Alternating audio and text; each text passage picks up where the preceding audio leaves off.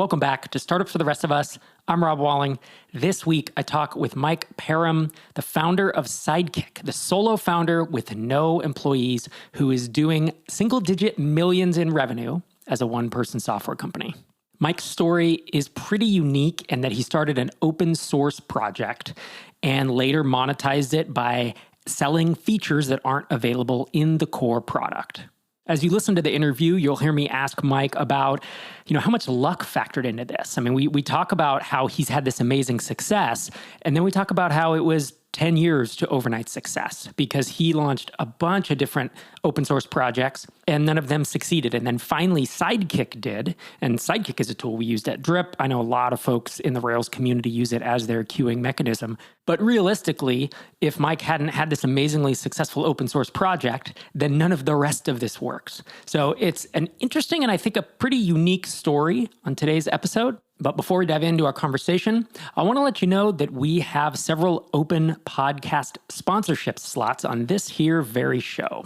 We've run a few ads on the show over the last couple years, and our sponsors have received amazing results from being in front of this audience of ambitious, bootstrapped, and mostly bootstrapped SaaS founders. If you're interested in learning more, send an email to sponsors@microconf.com and ask about the podcast sponsorship options. And with that, let's dive into our conversation.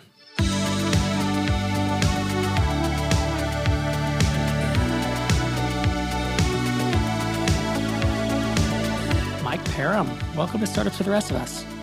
Thanks for having me, Rob. What an incredible story, sir. You started Sidekiq 11 years ago, and it's an open source project that you have monetized through premium support. And I knew of Sidekiq because my last startup, Drip, when we went to start building it, my developer, who later became my co-founder, said, we're going to use a queuing mechanism, a queue, a job thing that does jobs, a worker thing. And he's like, it's called Sidekiq. And I was like, never heard of that. Is it like RabbitMQ? I had these older references. And he's like, exactly. And this is it was probably January of 2013, December 2012. So it was not like he'd been around for a decade, but we were building it in Rails and he said, this is what we're going to do. And so we were on your free plan, or I guess just the open source plan for quite a while. And then eventually when we started sending tens of millions of emails a month, it became obvious, like we want whatever paying money got us, which I think was maybe escalated support. Is that it? Like, I don't even know. We were paying $1,000 a month and I felt like the value we got was tremendous. I think the business model that I have, I think is typically called open core, which is to say that the core of the system is open source and freely available. And then what I sell are packages on top of that core or that wrap around that core, which is the Pro package and the Enterprise package. Those add additional features that people can build on their own if they wanted to. But what I do is I collect a dozen of these features together and support that package so that people can either build it themselves or they can pay me for my batteries included type commercial package. Right. And obviously, if you're building some free tool somewhere, then you might build it your own if you're hacking it on the weekend. And we were doing, I bet, $500,000 or $1 million a year in revenue at this point, team of 6 or 7. And my co-founder came to me and said, I think we need to start paying for Sidekiq. And I think it was like you have grouping into jobs and there was some visibility into the queue. I don't remember exactly what it was, but I'm like, how much is it? And he said, $1,000. And I said, a month? And he said, no, a year. I think that's what it was. Am I remembering that right? That 8 or 10 years ago? I mean, and I was like, really? That's it? Yeah, that's still the price too. The pricing, I have, like I said, I have 2 packages, the Pro and the Enterprise. The point of the Pro package is to bring together a couple of features and provide a pretty low price that the majority of the community can afford, right? So I have to try and walk that fine line between making it too cheap so that no one really values it and making it too expensive that only like 1% of the companies can afford. So I settled on $1,000 a year only because so many companies have the credit card policy where anything over $1,000 requires like a VP sign off or something like that. So I was just like, well, let's get it under the VP sign off line And hopefully the vast majority of corporate customers can afford this and won't have an issue paying for it. And so, yeah, Sidekiq Pro is that layer is designed to get me as many customers as possible. And so to spread sort of the load across lots of different customers. So I never have to worry about one giant customer churning out and my business going bankrupt because of it. Instead, I've got, 1,000 small customers, all which provide this very predictable, steady income that I can always depend on. And that's the beauty of product income, right? Rather than consulting where you have one big client. And, the reason you got on my radar, again, I knew of Sidekiq, but I didn't know your story as someone who started this open source project and is now in the single digit millions. I want to say that again, multi-millions in revenue. You recently did an interview with codecodeship.com. We'll link it up in the show notes. And then there was a Hacker News thread around that. And it was cool. You were chiming in. People were kind of guessing at your revenue. You said, I'm closer to 10 million than 1 million in annual revenue right now. I have 2,000 customers. And you were generally just chiming in. And you're a single founder, no employees. Is that right? Do you have any contractors? The company's just me. I have no contractors. I have a designer that I contact, maybe once a year to help me out with a graphic here and there. I have a lawyer, which I contact once a year with, any red lines I need to discuss or, custom licenses that customers request. But 99% of the time, it's just me. And that for many developers, especially developers who want to be entrepreneurs, is like the Cinderella story. It's the dream of like, I just want to be me. I don't want to manage people. I don't want to deal with people. So how did you get here? Like, how did this happen? When you started Sidekiq in 2012, I believe, were you planning to monetize it long term, or did you start it and it caught on and then you realized, oh, I should make money from this?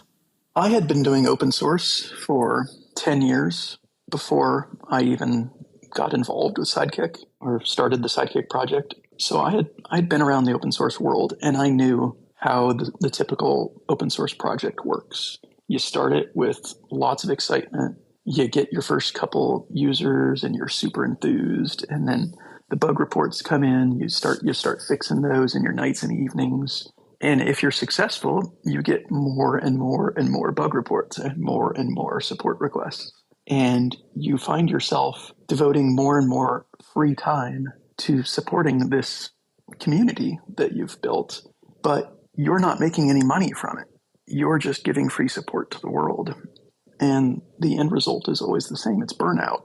And so I'd seen open source project after project burn out and the developers rage quit. And I knew that Sidekiq would follow that exact same path if I didn't do something different. And so that was it. I just pledged to do something different.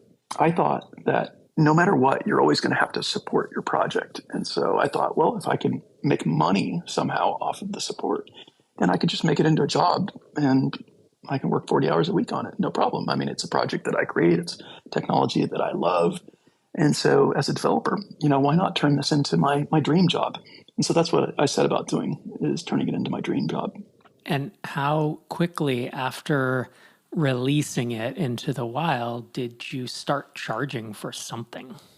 Let's see. I started Sidekiq in February 12 or January 12. And then by August or so, I knew that I had something happening. I knew that Sidekiq was looking like it was going to be successful. And I had a lot of people telling me this is a lot better than the previous thing.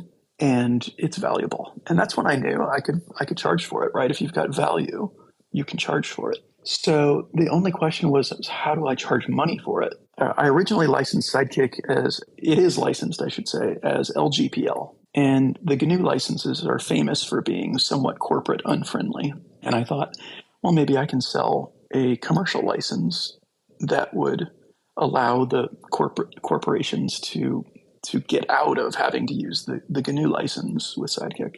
That didn't sell very well. The reality is most of the people making these technology decisions are developers, and developers don't care about the licensing as long as it allows them to do what they want to do. And so what I then said was, okay, well, how maybe I can charge for additional features. And that's when I started planning Sidekiq Pro and thinking, okay, what features haven't I built yet? What can I build and package separately? And how do I sell that thing?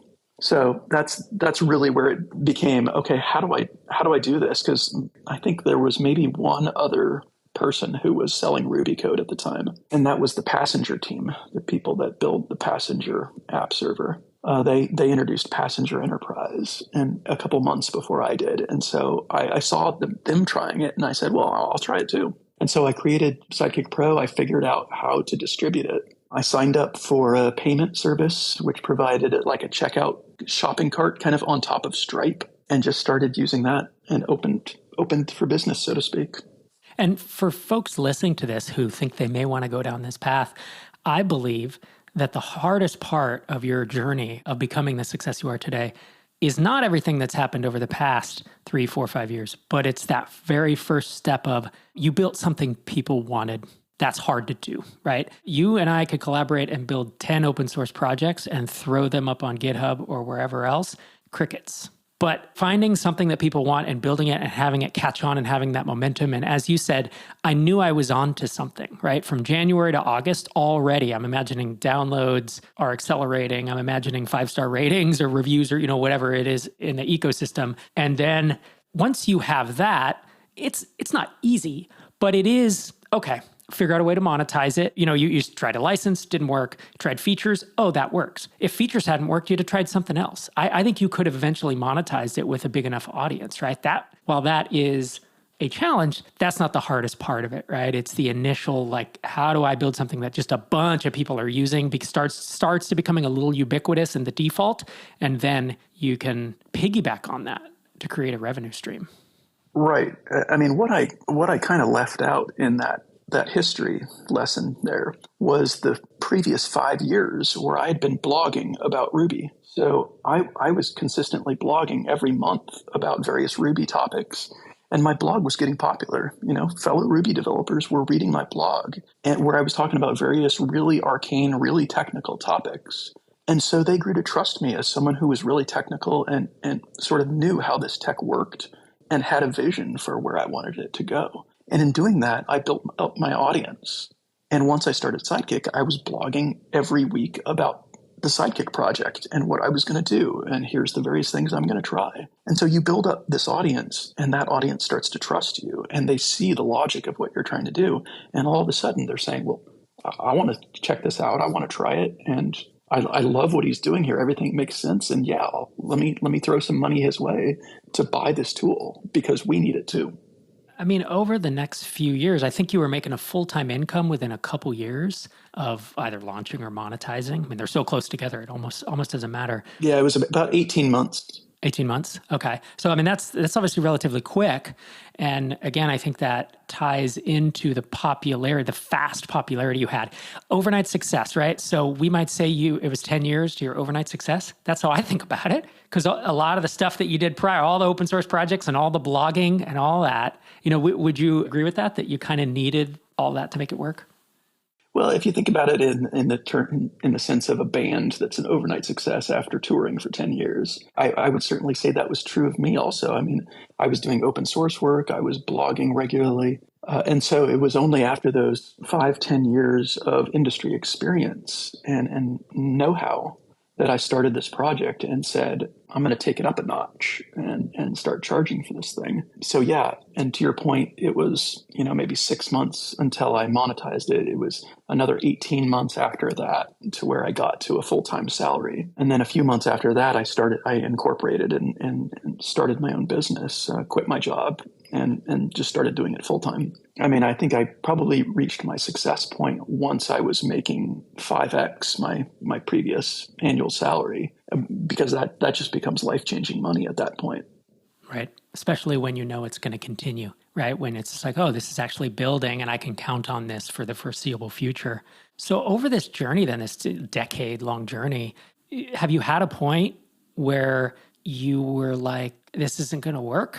Like the example I always use is when I ran an email service provider and Russian hackers sent a bunch of phishing emails one night. They kind of broke in and sent them overnight, blacklisted all our IPs. And I showed up Monday morning. I was like, well, that's it. We had a good run. Like we're done. And turns out we weren't done.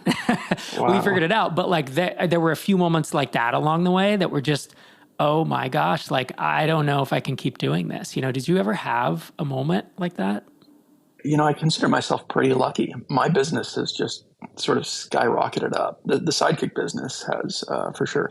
I've spun off new products as I've tried to sort of diversify my business. I created a product called Inspector, which just didn't sell well and didn't have the demand, and so I shut it down. I've created another background job system, which is not based on Ruby, because the one thing your audience may not know is that Sidekiq is specific to Ruby. You can only use it with Ruby. Whereas I created a new background job system called Factory, and that can be used by any language. And so I'm also selling that as a product in my company. It's not as successful as Sidekiq. I mean, Sidekiq was a rocket ship up. Factory is growing nicely, but it's not the sort of exponential growth that Sidekiq has really seen. So, that's kind of where my less successful aspects of my business would be is in the various, different products that you launch that don't quite become that big hit. And it's kind of like a band with their first album is a huge success, and then their follow-up is a huge dud.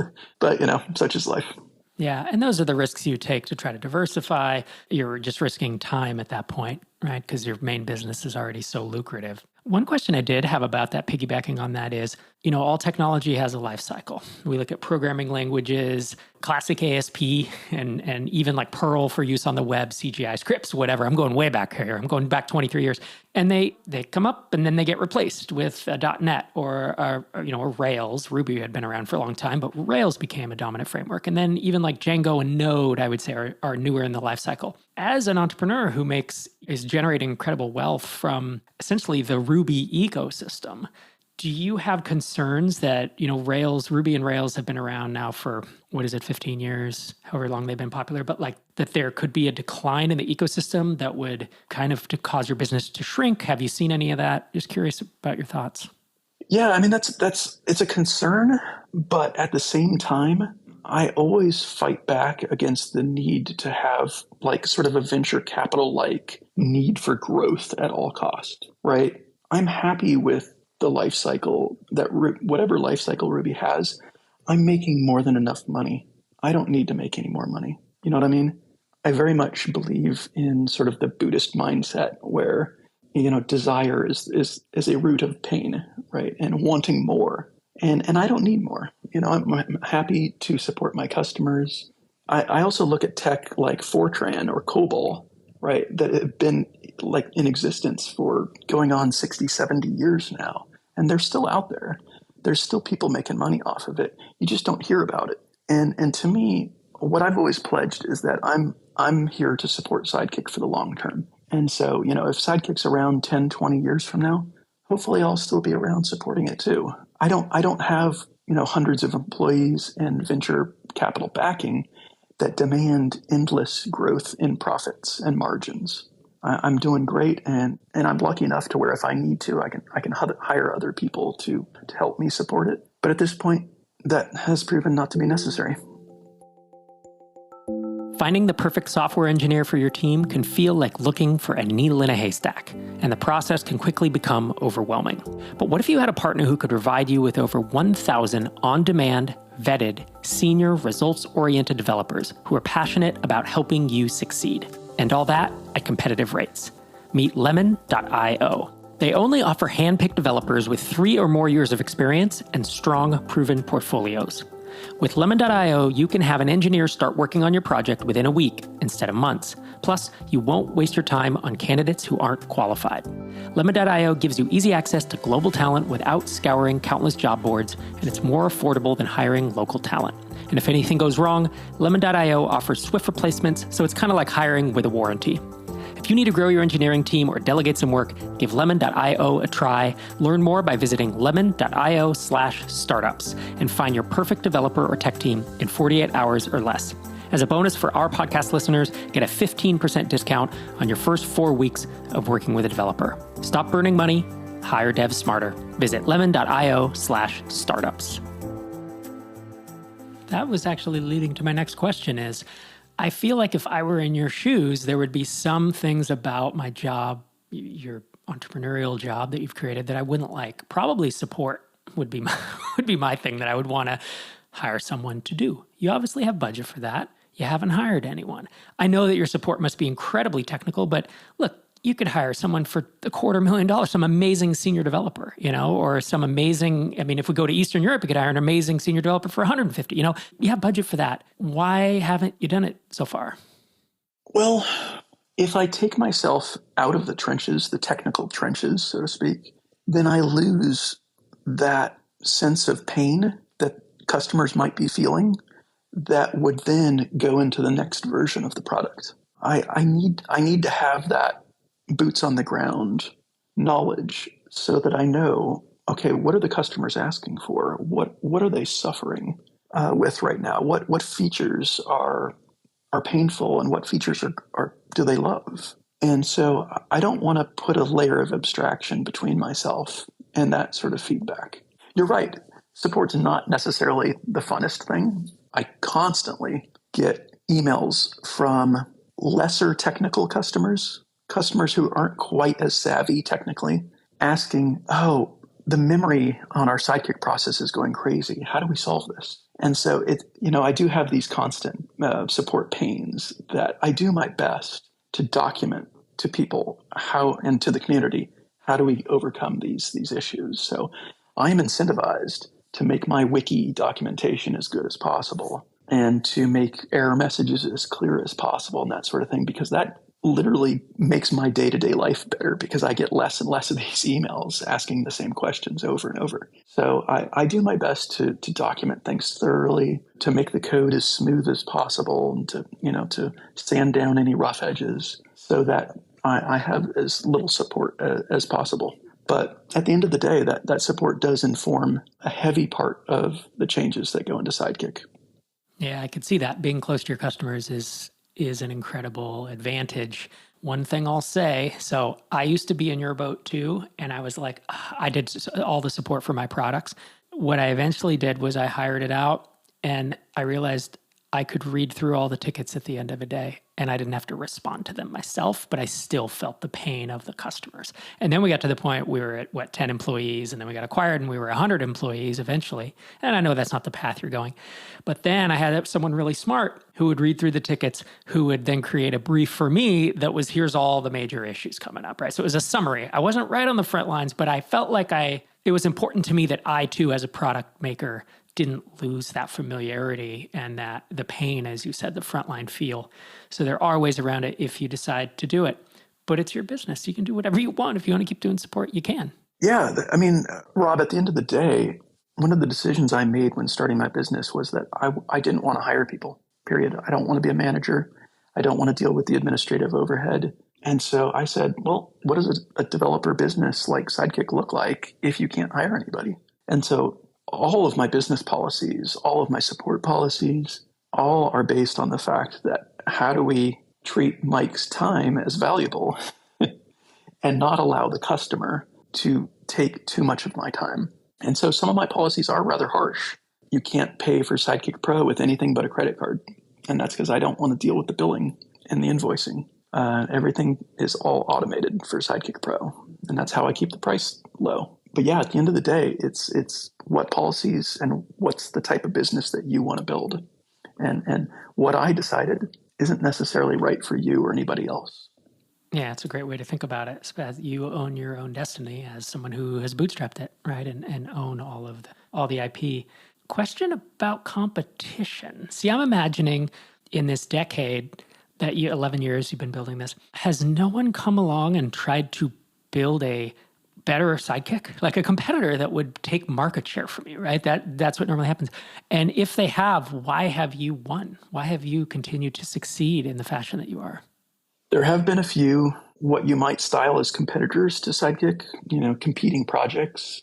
They all use different technology. Some of them use technology like Kafka, which is a lot more complex than Redis. So Sidekiq is based on Redis. Redis is quite simple to start and to manage. At least I think it is. Maybe others disagree. But Kafka is a order of magnitude more complex to manage. Another one used MongoDB as its backing store. And MongoDB, of course, is this kind of niche data store that never really is kind of out of fashion now. The current, what you might call a competitor to Sidekiq is another project called Good Job. and it uses Postgres as its store. So other sort of competing projects have come out. The thing to note is that they usually don't have a commercial side. They usually are just open source. And that leads you right back to what I said earlier, which is every successful open source project either grows to a team that can survive it, or the founder burns out over time. So yeah, I think I have competition, so to speak, but I don't have any commercial competition, so to speak. Well, I think my commercial competition would be like SQS. Amazon, which is right. It's an Amazon web service that does queuing. It doesn't have anywhere near the breadth of features that Sidekiq offers, especially the commercial packages. But it does have the Amazon name. And if you're going all in on AWS, it makes sense that you'd use that instead.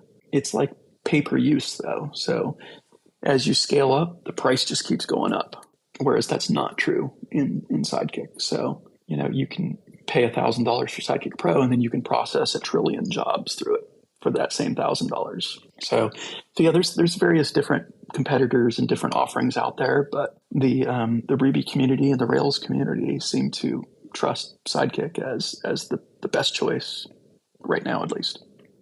As we wrap up, I want to ask you a question I don't know that I've ever asked anyone on the show before, but it's about the fact that you're open source.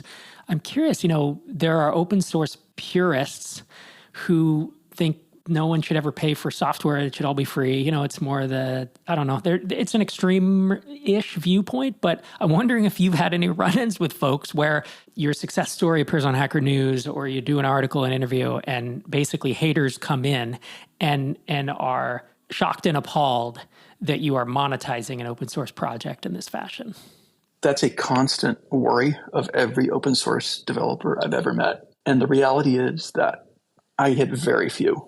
I mean, 1 or 2 occasionally, but the vast majority of people that chime in on these threads are usually saying, we've been a customer of Mike's for 5 years now, and the product's been amazing. He's answered issues and questions within like 20 minutes, right? Someone filed a security issue a couple of weeks ago with Sidekiq, and I had it fixed within 2 hours of the report coming in. So individual people who are maybe hobbyists and don't have any budget, they may be a little bit upset that they do not have access to the commercial features and that I don't just give it away.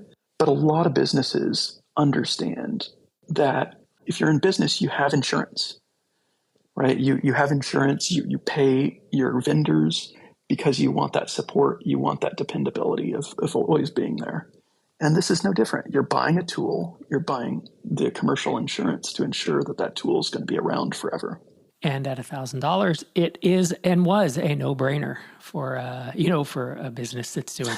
Well, enterprise is a little more expensive, so I'm sure it is. Yeah, no doubt.